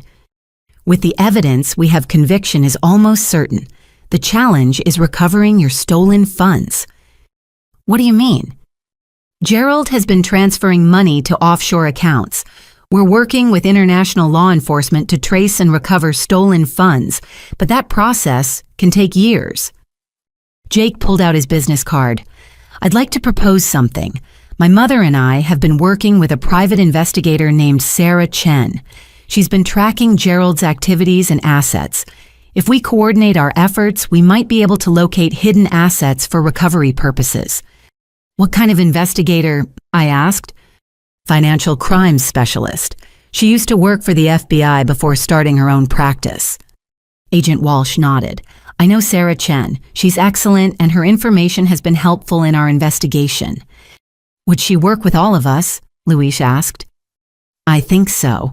The more information she has, the better she can track Gerald's money trail. Eleanor looked determined. I want to recover every penny that man stole from me, and I want to make sure he can never do this to anyone else. That's exactly what we're going to do, Agent Walsh said. Gerald Green picked the wrong victims. You're all intelligent, determined people with strong support systems. He probably expected you to be too embarrassed or confused to fight back. He was wrong, I said. Very wrong, and that's going to be his downfall. Walking out of the federal building, I felt something I had not felt in months' hope. I was not alone in this fight. I had allies who understood what Gerald had done and who were committed to seeking justice. Gerald had spent years building his fraud operation, but we were going to tear it down piece by piece. And we were going to make sure he faced appropriate consequences for every crime he had committed. Gerald called me 2 days later, his voice unnaturally calm and controlled. Armida, we need to meet and discuss this situation like adults. I have nothing to discuss with you. I think you do. I've been gathering some interesting information about your role in this whole mess. My role? Meet me at Denny's on Maple Street in 1 hour. Come alone. Gerald, anything you want to say to me, you can say in front of my attorney. You can bring David Martinez if you want, but you're going to want to hear what I have to say before you make any more accusations against your family. I called David immediately. Gerald wants to meet. He says he has information about my role in this situation. Don't meet with him alone. If you're going to meet with him at all, we should record the conversation. Can we do that legally? California is a 2-party consent state, but if we inform him the conversation is being recorded, it's legal. Will he agree to be recorded? He will if he's confident in whatever evidence he thinks he has. An hour later, David and I sat across from Gerald at a booth in Denny's restaurant. Gerald looked haggard and older than his 58 years. His hair was unwashed, his clothes wrinkled, and his hands shook slightly as he ordered coffee. Before we start, David said, I'm recording this conversation with everyone's consent. Gerald shrugged. Fine, I want everything documented. Gerald, what did you want to tell me? I asked. I want to show you proof that you orchestrated this entire fraud scheme. My stomach dropped. What? Gerald pulled out a manila folder and spread documents across the table. Bank statements, credit card applications, business partnership papers. These documents prove that you authorized all charges to your credit cards and that you received cash payments for your cooperation. David picked up one of the documents.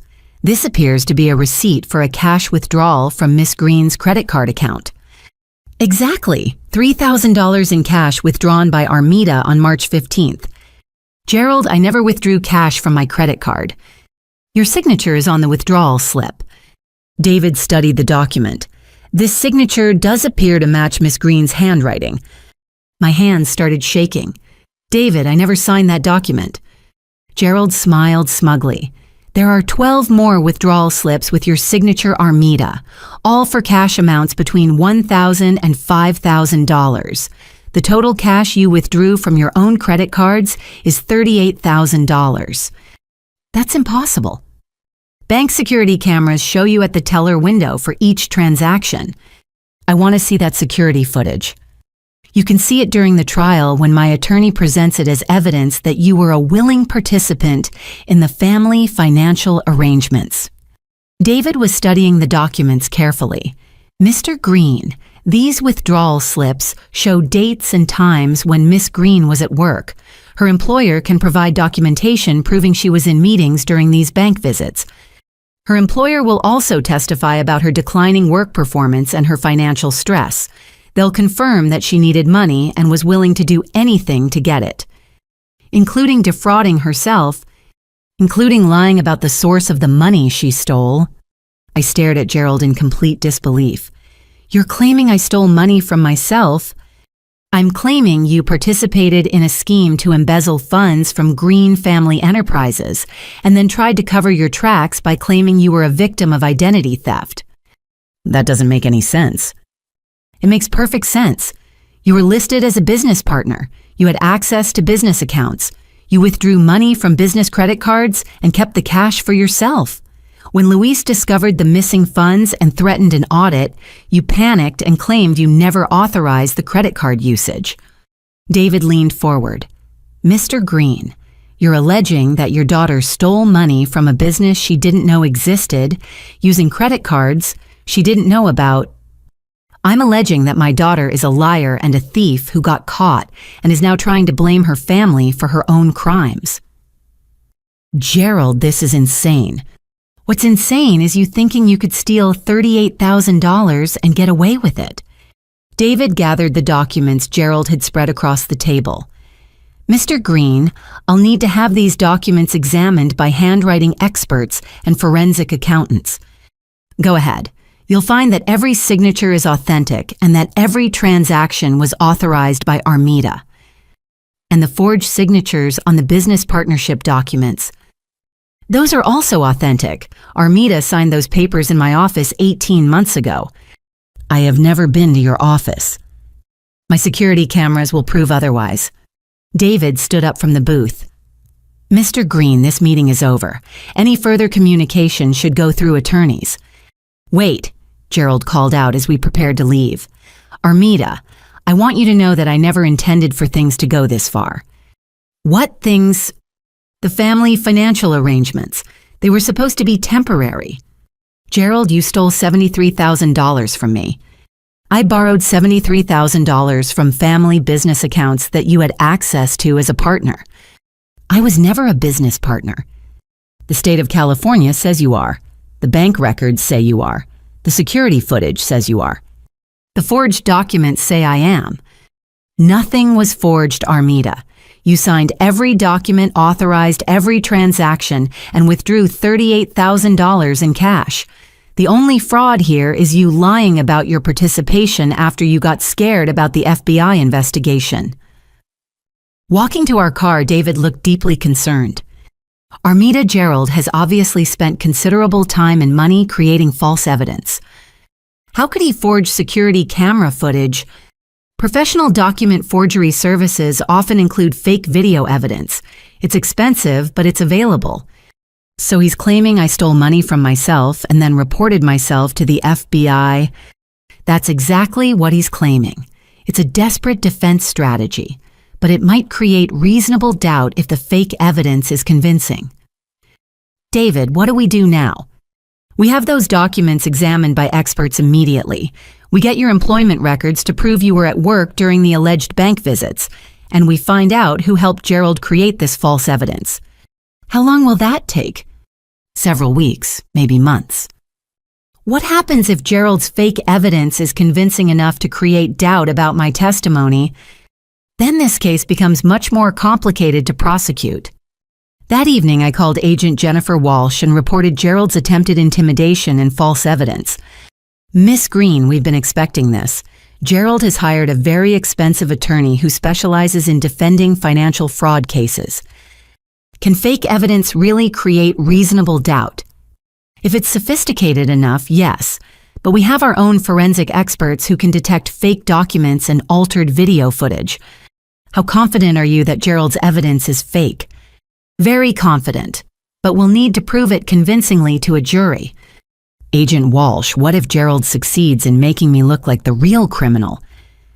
Then he walks free and you potentially face charges for false reporting. So he's trying to destroy me completely. He's trying to save himself by destroying you, but we're not going to let that happen. How can you be sure? Because we have evidence of his other crimes against Mrs. Thompson, Luis Gonzalez, and potentially dozens of other victims.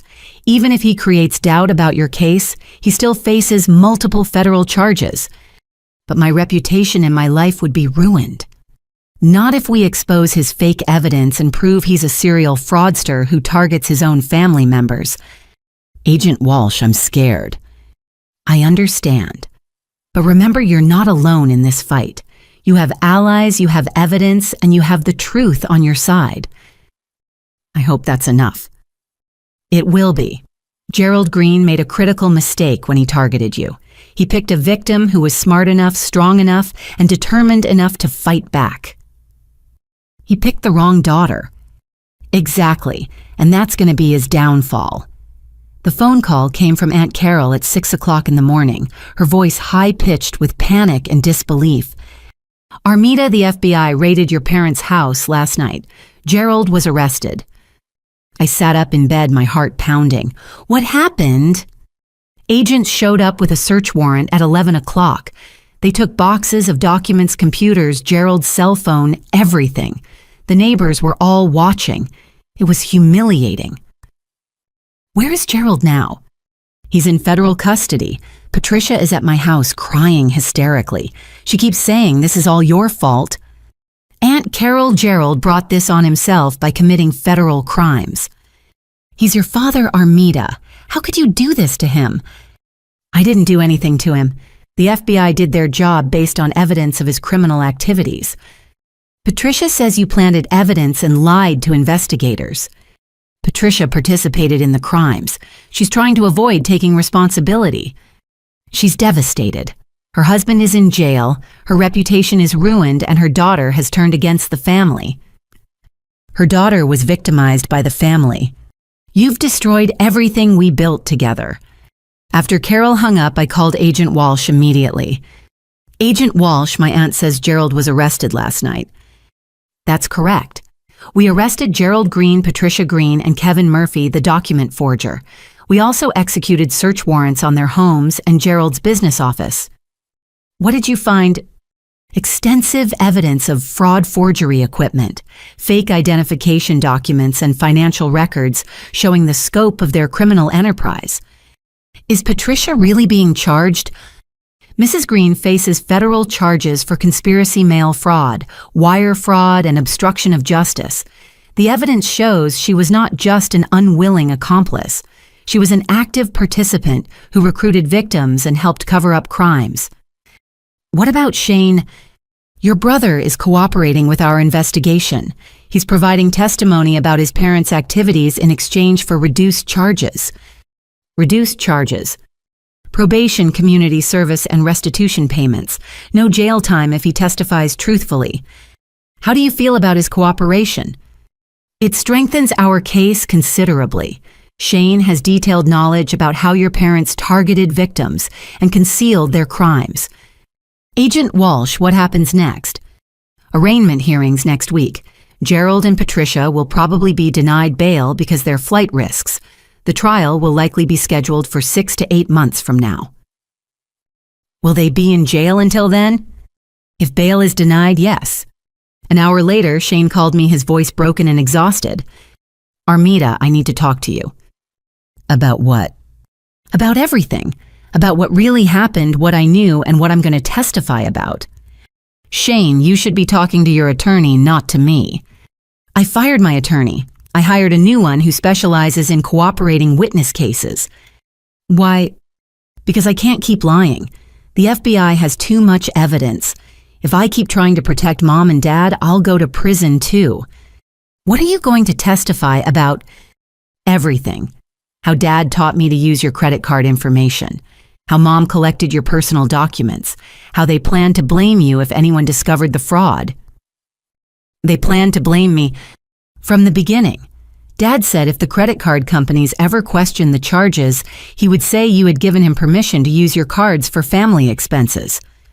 And you knew this. I knew it was wrong. I knew you never gave permission. But I was afraid to speak up because Dad said the whole family would be destroyed if anyone found out. So you chose to participate. I chose to be a coward. I chose to let my parents steal from you rather than risk confronting them. Shane, why are you calling me now? Because I want you to know I'm going to tell the truth in court. I'm going to admit what I did and what I knew, and I want you to know how sorry I am. Sorry doesn't undo the damage. I know, but it's the only thing I have left to give you. Shane, what happens to you after you testify? I'll probably have to transfer schools. I'll definitely have to find a new place to live. My probation officer will monitor my finances for 5 years, and I'll owe you money for the rest of my life. What about Mom and Dad? They hate me now. Mom called me a traitor. Dad said I'm not his son anymore. How do you feel about that? Relieved, honestly. I've been afraid of Dad my whole life. I've been enabling Mom's manipulation for years. Maybe losing them will force me to become a better person. 3 days later, Gerald and Patricia were formally charged in federal court. Local news stations covered the arraignment, reporting on the multi-victim family fraud case that had shocked the community. My phone rang constantly with calls from distant relatives, former neighbors, and curious acquaintances. Most of the calls were supportive, but some were critical. How could you send your own parents to prison? Families should work out problems privately. You're destroying their lives over money. But there were also calls of support. Mrs. Thompson, you're very brave, dear. You're protecting other potential victims. Luis Gonzalez, Your parents stole from everyone who trusted them. They need to face consequences. My former college roommate, Jennifer, I can't believe what you've been going through. You're doing the right thing. The most surprising call came from Patricia's sister, Diane. Armida, I owe you an apology. For what? For not believing you when you said Gerald and Patricia were stealing. I've been reviewing my credit reports and I found accounts I never opened. How much money? $22,000. Credit cards, a personal loan, and charges at stores I've never visited. Aunt Diane, I'm so sorry. Don't apologize. Gerald and Patricia did this, not you. I should have listened when you tried to warn the family. What are you going to do? I'm hiring an attorney and joining the prosecution's case. Your parents stole from me while I was going through my divorce when I was most vulnerable emotionally and financially. Will you testify against them? Absolutely. They used my trust against me just like they used yours. How do you feel about Patricia being in jail? Angry, betrayed, but not surprised. Patricia has been manipulating people her entire life. She finally got caught. The family is saying I destroyed everything. You didn't destroy anything, Armida. Gerald and Patricia destroyed their own family when they chose to commit crimes. You just refused to enable their behavior. Thank you for saying that. Thank you for being brave enough to fight back. If you hadn't pursued charges, they would have kept stealing until they destroyed more lives. That evening, I drove past my childhood home. Yellow crime scene tape still fluttered from the front porch where FBI agents had conducted their search. The house looked smaller and shabbier than I remembered. A neighbor, Mrs. Rodriguez, waved to me from her yard. Armida, I wanted you to know that most of the neighbors support what you did. Thank you, Mrs. Rodriguez. Your father tried to overcharge my husband for landscaping work last year. When Carlos questioned the bill, Gerald became very angry and threatened to sue us. I'm sorry that happened.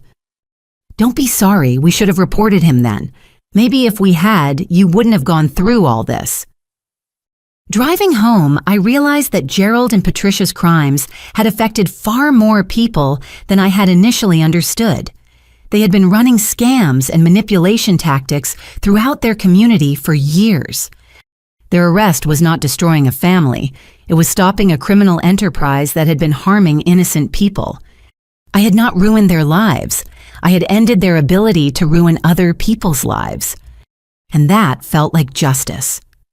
6 months later, I stood outside the federal courthouse on a crisp October morning, watching Gerald and Patricia Green walk up the courthouse steps in handcuffs and orange jumpsuits. Their attorneys flanked them, carrying briefcases full of last-minute plea negotiations that would never be accepted. David Martinez stood beside me, reviewing his notes one final time. Are you ready for this, Armida? I've been ready since the day I discovered their crimes. Remember, Gerald's attorney will try to portray you as vindictive and money-hungry. Stay calm, stick to the facts, and let the evidence speak for itself. What do you think will happen? Gerald is facing overwhelming evidence from multiple victims. His fake documentation has been exposed as forgeries. The jury will see through his lies. Agent Jennifer Walsh approached us from across the courthouse plaza. Miss Green, I wanted to update you on Gerald's final plea offer. What did he offer? 15 years in federal prison with full restitution to all victims. He would plead guilty to all charges and cooperate with our investigation of other fraud cases. Did you accept it? The prosecutor rejected the offer. Given the scope of Gerald's crimes and his attempts to frame you with fake evidence, they want to pursue maximum sentences. What's the maximum? 25 to 30 years for Gerald, 12 to 15 years for Patricia. And if they're convicted on all charges, they'll likely receive sentences close to the maximum. Federal judges don't appreciate defendants who attempt to destroy their victims' credibility with fabricated evidence. Eleanor Thompson and Luis Gonzalez joined us on the courthouse steps. Eleanor looked determined and resolute, while Luis appeared nervous but committed. How are you feeling about testifying, Mrs. Thompson? I asked. Ready to see justice served. Gerald stole my retirement savings and left me struggling to pay for basic necessities. He deserves whatever sentence he receives. Luis, how has this affected your business? I had to close Green Family Enterprises and start over with a new company. The negative publicity and financial losses nearly destroyed everything I worked for. Luis's voice grew stronger. But I'm grateful we caught Gerald before he stole everything. Are you both prepared for the defense strategy? They'll probably claim we're all lying or confused, Eleanor said. But the evidence speaks for itself. Bank records don't lie. The trial lasted 3 weeks. Gerald's attorney attempted to portray him as a struggling businessman who made poor decisions under financial pressure. They claimed the identity theft was actually informal family financial arrangements that Armida had misunderstood due to mental health issues. Patricia's attorney argued that she was a devoted wife who trusted her husband's business decisions without understanding their legal implications. They portrayed her as another victim of Gerald's manipulation. Shane testified for the prosecution, providing detailed accounts of how Gerald and Patricia had planned and executed their fraud schemes. His testimony was devastating to his parents' defense. My father taught me how to use Armida's credit card information, Shane told the jury. He said it was okay because families share resources, but I knew Armida didn't know about the charges because she was never included in family activities we paid for with her money. Did your mother participate in these activities? The prosecutor asked. My mother collected Armida's personal documents by photographing them during family visits. She helped my father practice forging Armida's signature. She coached me on what to say if anyone asked about the credit card usage. Did your parents plan to blame your sister if the fraud was discovered? Yes. They said if anyone questioned the charges, they would claim Armida had given permission and was now having a mental breakdown that caused her to forget her authorization. Gerald's fake evidence fell apart under forensic examination. Expert witnesses testified that the bank withdrawal slips contained forged signatures and that the security camera footage had been digitally altered. The alleged signatures show clear signs of tracing and computer manipulation. The handwriting expert testified. These documents were created to simulate authentic signatures, but they fail multiple authenticity tests. What about the security footage? The prosecutor asked. The video files show evidence of digital editing. The defendant's face has been superimposed onto different footage to create the appearance that Miss Green was present during bank transactions. Eleanor Thompson's testimony moved several jury members to tears. Gerald came to my home every week for months pretending to care about my health and well-being while planning to steal my life savings. He listened to me talk about my late husband while photographing my personal documents. He destroyed my ability to trust other people. Luis testified about the business fraud and Gerald's attempts to cover up his crimes. When I discovered missing funds, Gerald blamed bookkeeping errors and slow-paying customers. He convinced me to take out additional business loans to cover what he claimed were temporary cash flow problems. I later learned he was stealing the loan money for personal expenses. My own testimony lasted 2 days. Gerald's attorney attacked my credibility, my mental health history, and my motivations for pursuing prosecution. Miss Green, isn't it true that you were struggling financially and needed money from your family? No, that's false. Isn't it true that you participated in family financial arrangements and later regretted your involvement? I never participated in or authorized any financial arrangements. I was the victim of identity theft and fraud. Isn't it true that you're pursuing this prosecution for revenge against parents who disappointed you? I'm pursuing this prosecution because my parents committed federal crimes and need to face appropriate consequences. The prosecutor's closing argument was powerful and straightforward. Ladies and gentlemen of the jury, this case is about trust, betrayal, and accountability. Gerald and Patricia Green systematically stole from people who trusted them. Their own daughter, an elderly neighbor, a business partner, and a vulnerable sister-in-law. They planned their crimes carefully, executed them over multiple years, and attempted to cover them up with lies and fake evidence. When their crimes were discovered, they tried to destroy their own daughter's reputation and credibility. This is not a family dispute about money. This is a criminal enterprise that destroyed lives and relationships for personal gain. The jury deliberated for 6 hours. When they returned, the forewoman stood and delivered guilty verdicts on all charges against both Gerald and Patricia. Gerald showed no emotion as the verdicts were read. Patricia sobbed quietly, her shoulders shaking with each guilty pronouncement. The sentencing hearing was scheduled for 8 weeks later. Gerald received 28 years in federal prison. Patricia received 12 years. Both were ordered to pay full restitution to all victims, including punitive damages and legal fees. Mr. and Mrs. Green, the judge said during sentencing, "You violated the most basic bonds of family trust and human decency. You targeted vulnerable people who loved and trusted you, and you used that trust as a weapon against them. Your crimes have caused immeasurable damage to your victims' financial security, emotional well-being, and ability to trust other people. Your attempts to frame your own daughter with fabricated evidence demonstrate a level of callousness that warrants the maximum sentences allowed by law." Walking out of the courthouse after sentencing, I felt a complex mix of emotions.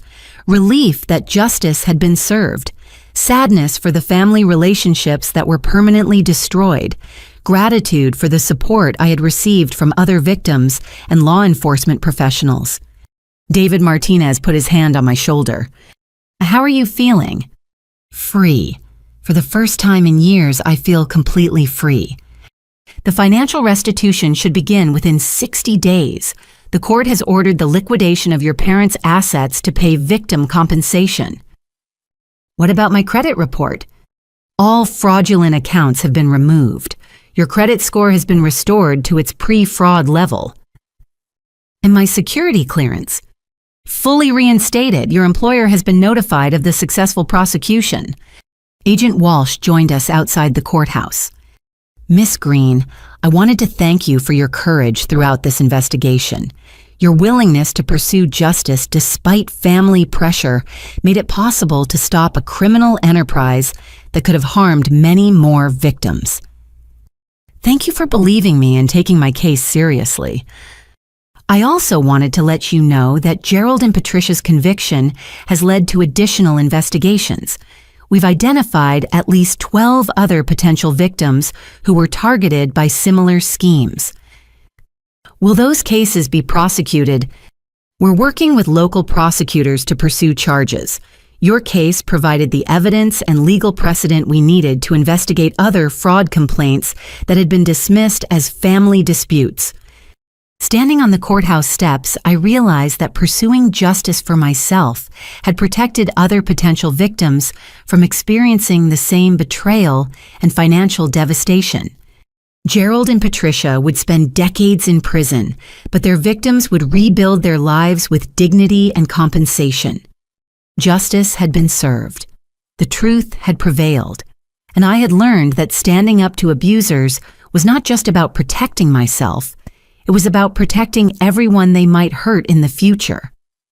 1 year later, I stood in the conference room of my new nonprofit organization, Hope Financial Recovery, reviewing case files with my staff of 3 victim advocates and 2 financial counselors.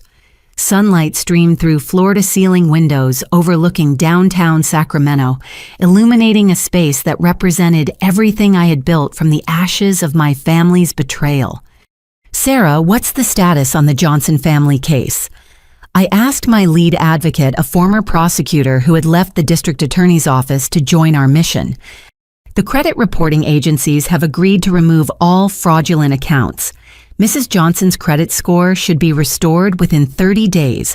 Her daughter's college financial aid has been reinstated now that the family income calculations no longer include fraudulent debt. Any word on asset recovery?" "The perpetrator's house is going to auction next month. Mrs. Johnson should receive approximately $40,000 in restitution, which covers 80% of her losses." "That's excellent progress." My administrative assistant knocked on the conference room door. "Armida Eleanor Thompson is here for your lunch meeting."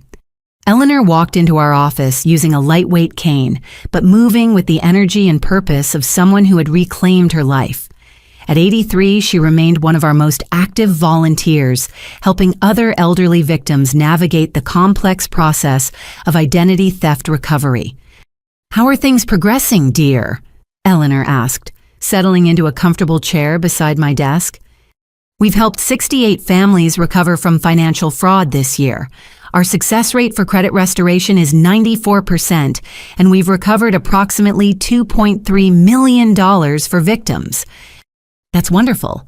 How many perpetrators have been prosecuted?"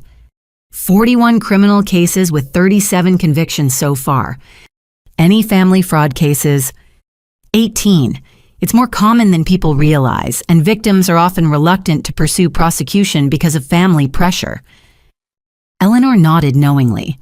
I remember how guilty I felt about sending Gerald to prison, even though he had stolen my retirement savings. "How do you feel about it now?" "Grateful. Not just for the financial recovery, but for learning that I deserve to be treated with respect and honesty, even by people who claim to love me. That's a lesson I'm still learning myself." "Have you heard anything from your family?" "Shane writes letters occasionally. He's doing well in college, working part-time and making restitution payments. He seems to understand the damage that was done and is working to become a better person." "What about your parents?" "Gerald is in federal prison in Nevada. He'll be eligible for parole in 22 years when he's 80 years old. Patricia is in a women's facility in Arizona. She'll be eligible for parole in 8 years. "Do they ever try to contact you?" "Gerald wrote me one letter about 6 months ago. He claimed he was sorry and wanted to rebuild our relationship when he gets out of prison." "How did you respond?" "I didn't respond. Some relationships can't be repaired, and that's okay." Eleanor reached across my desk and squeezed my hand. "You've built something beautiful from a terrible experience." "We all have. Luis Gonzalez started a new landscaping business that's thriving. His reputation recovered once people understood he was a victim, not an accomplice. Shane is studying business ethics in college and plans to work in fraud prevention. Even you started volunteering with elderly advocacy groups. Your courage gave all of us permission to rebuild our lives instead of hiding in shame." My office phone rang. Sarah answered, then looked up with excitement. "Armida, that was Channel 8 News. They want to interview you about the family fraud prevention bill that passed the state legislature." "What specifically do they want to discuss?" "How your case led to stronger legal protections for identity theft victims and better training for law enforcement to recognize family fraud cases." Eleanor smiled proudly. "You've become quite the advocate." "I learned from watching other people fight back. Luis could have given up when his business partnership was destroyed. You could have accepted the loss of your retirement savings. Shane could have continued enabling our parents' behavior. Instead, you all chose to demand accountability and work for positive change. We chose to believe we deserved better treatment." "Exactly." The afternoon news interview went well. The reporter asked thoughtful questions about family fraud victim resources and prevention strategies. She was particularly interested in the emotional aspects of prosecuting family members. "Many people wonder how you found the strength to send your own parents to prison," the reporter said. "I found the strength by understanding that enabling criminal behavior is not love. Real love includes accountability, honesty, and respect. My parents' actions showed that they did not love me in any healthy or sustainable way. They loved what I could provide for them financially, while they excluded me from their emotional and social lives." "What advice do you give to other family fraud victims?" "Trust your instincts. If something feels wrong, investigate. Document everything. Seek professional help from attorneys, law enforcement, and mental health professionals. And remember that you are not responsible for other people's choices, including their choice to commit crimes." "How has this experience changed you?" "It taught me the difference between family and healthy relationships. Family is defined by DNA. Healthy relationships are defined by mutual respect, honesty, and genuine care for each other's well-being. I now have deep, meaningful relationships with people who support my growth and happiness rather than exploiting my loyalty." Do you ever regret pursuing prosecution? Never. Gerald and Patricia harmed multiple victims and would have continued harming people if they hadn't been stopped. Protecting future victims was more important than preserving relationships that were built on deception and abuse. That evening, I sat in my new home, a small house I had purchased with money recovered from the fraud restitution, reviewing applications from people who wanted to volunteer with Hope Financial Recovery. Many were former victims who had rebuilt their lives and wanted to help others do the same. Luis Gonzalez had applied to serve on our board of directors. Mrs. Thompson wanted to expand her volunteer work to include financial literacy education. Shane had asked if he could volunteer with our prevention programs once his probation period ended. My phone rang. Dr. Sarah Chen, the therapist who had helped me process the emotional aspects of family betrayal during the legal proceedings. Armida, I wanted to call and check in on your 1-year anniversary. Anniversary. 1 year ago today, Gerald and Patricia were sentenced. I had forgotten the exact date. How are you feeling? Happy. Genuinely happy for the first time in years. I wake up every morning excited about the work we're doing and the people we're helping. You've created meaning from trauma. I've learned that the best response to injustice is working to prevent other people from experiencing the same injustice. What about personal relationships? Are you dating anyone? I've been seeing someone for a few months. Marcus, the bank investigator who worked on my case initially. He understands the importance of honesty and accountability in relationships. That sounds promising. It is. We're taking things slowly, but we have similar values and life goals. Are you thinking about having children someday? Maybe. If I do, they'll grow up understanding that love includes respect and boundaries. They'll know that family loyalty never requires accepting abuse or enabling harmful behavior. You've broken the cycle. I hope so. After Dr. Chen hung up, I walked outside to my small backyard garden. I had planted vegetables, herbs, and flowers, growing things that would nourish and beautify rather than exploit and destroy. My phone buzzed with a text message from Marcus. Dinner tomorrow, I have news about the Thompson case appeal. I texted back, yes, can't wait to hear the update. Another text arrived from Sarah at the office. The Martinez family just called. The court ordered full restitution plus damages. They want to send you flowers to thank you for the referral. A final text came from Shane Armida. I got the internship at the fraud prevention nonprofit in Chicago. Thank you for showing me that accountability leads to better opportunities, not fewer ones. Standing in my garden as the sun set behind the mountains, I reflected on the journey that had brought me to this moment. 3 years ago, I was a quiet marketing professional who avoided conflict and tried to please everyone. I accepted financial abuse as the price of family relationships and confused loyalty with enabling. Today, I was the founder of a successful nonprofit organization that had helped dozens of families recover from financial trauma. I had healthy relationships built on mutual respect and honest communication. I owned my own home, had financial security, and felt optimistic about my future. Most importantly, I had learned to value myself enough to demand ethical treatment from other people. I understood that protecting myself from abuse was not selfish. It was necessary for building authentic, sustainable relationships. Gerald and Patricia would spend decades in prison, but their crimes had inadvertently taught me lessons about strength, integrity, and resilience that I would carry for the rest of my life. They had intended to use me as their personal bank while excluding me from their love and respect. Instead, they had created a victim who became an advocate, a daughter who learned to choose justice over comfort, and a woman who transformed betrayal into purpose. I had not just survived their abuse. I had built a meaningful life dedicated to ensuring that other victims could do the same. The phone in my house rang, interrupting my reflections.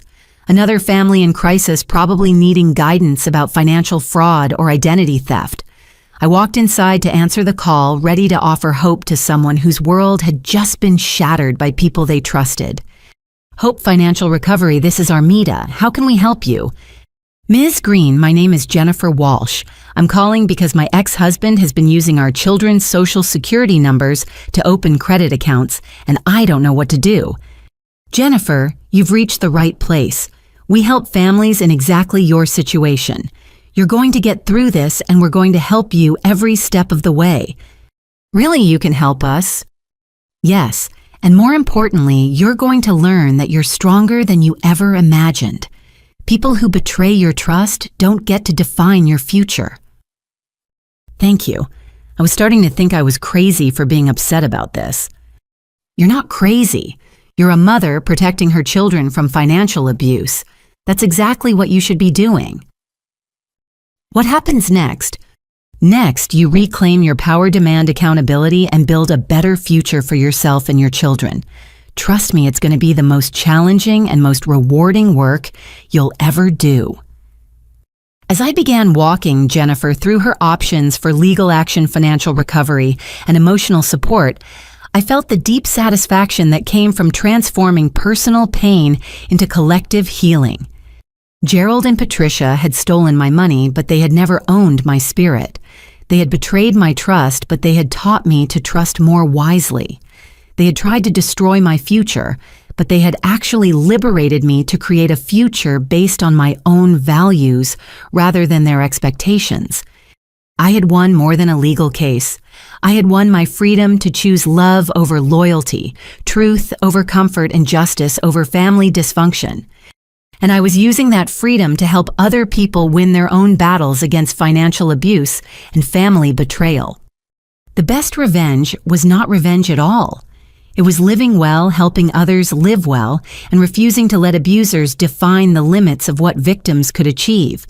Have you ever had to choose between family loyalty and standing up for what's right? It's one of the hardest decisions anyone can face, but sometimes protecting yourself means protecting others too. What would you have done in my situation? If this story resonated with you, I'd love to hear your thoughts in the comments below. Please hit that like button if you believe victims of family fraud deserve support and justice. Subscribe to hear more stories about people who found the courage to break cycles of abuse and build better lives. And share this story with anyone who might need to hear that they deserve honest, respectful relationships, even from family members. Thank you for listening to my story and for supporting survivors of financial abuse. Remember, you are worth more than what others can take from you.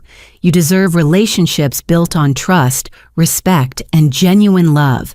And sometimes, the greatest act of love is holding people accountable for their choices. Stay strong, stay hopeful, and never stop believing that justice is possible.